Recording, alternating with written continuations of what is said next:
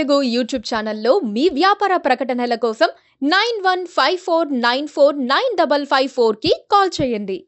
గౌరవనీయులు పెద్దలు పూజ్య మల్లు రవి గారు సీనియర్ నాయకుడు, మూడోసారి ఎంపీ.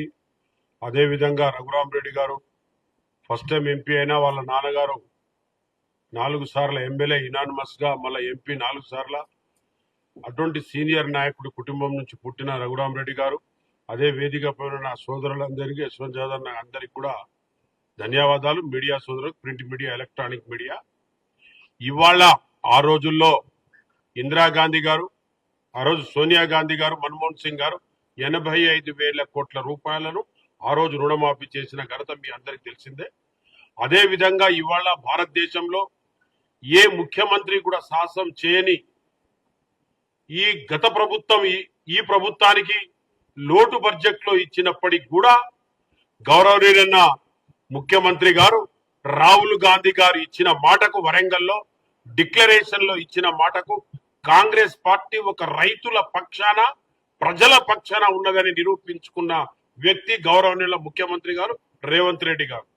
ఆ మాట ఏఐసి ఆ రోజులో పెద్ద నాయకుడైన రాహుల్ గాంధీ గారి మాట ఈ రోజు నిలబెట్టుకున్నది. ఇప్పుడు ఇవాళ ఆ రైతుల డిక్లరేషన్ తర్వాత సరి అయిన తెలంగాణ ఇచ్చిన సోనియా గాంధీ అని నిరూపించుకున్న ముఖ్యమంత్రి రేవంత్ రెడ్డి గారు. ఇవాళ రైతుల పట్ల చిరునవ్వు గాని ఏదన్నా ఇవాళ రైతులకు చూస్తున్నాం. రైతుల పట్ల పోయినసారి కూడా ఎలక్షన్ ముందు మేము రైతు బంధు కూడా ఇవ్వడం జరిగింది.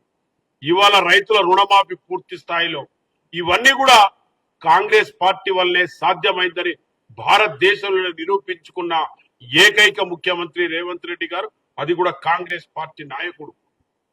కాబట్టి ఇవన్నీ కూడా మనం రాబోయే కాలంలో తప్పకుండా కాంగ్రెస్ పార్టీ ఇచ్చిన మాట నిలబెట్టుకుంటది. రేపు ఇంద్రమ్మ ఇళ్ల విషయంలో కానివ్వండి, ఇంకా వేరే ఇవాళ గౌరవనీయుల పెద్దలు రఘురామరెడ్డి గారు డిక్లేర్ చేసినట్టు అవన్నీ కూడా మీరు రైటింగ్ లో రాసుకోకపోయినా మీకు వాట్సాప్ లో పంపిస్తాం, చూసుకోండి. ఈ కొద్ది కాలంలో ఈనాడు ప్రజలకు అన్నిటికీ కూడా సాయం చేస్తున్నాం.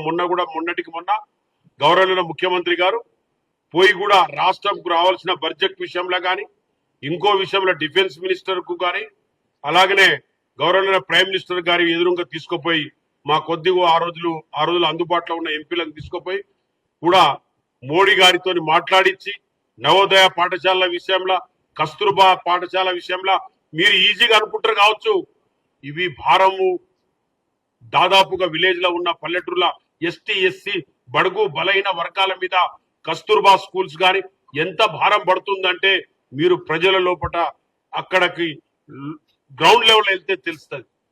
కాబట్టి గ్రౌండ్ లెవెల్ ప్రజలకు ఏం కావాలి అనేది తెలుసుకొని ముందుకు పోతుంది కాంగ్రెస్ పార్టీ ఉన్న కేబినెట్ గాని, మంత్రులు గాని, అలాగే ఎంపీలు గాని.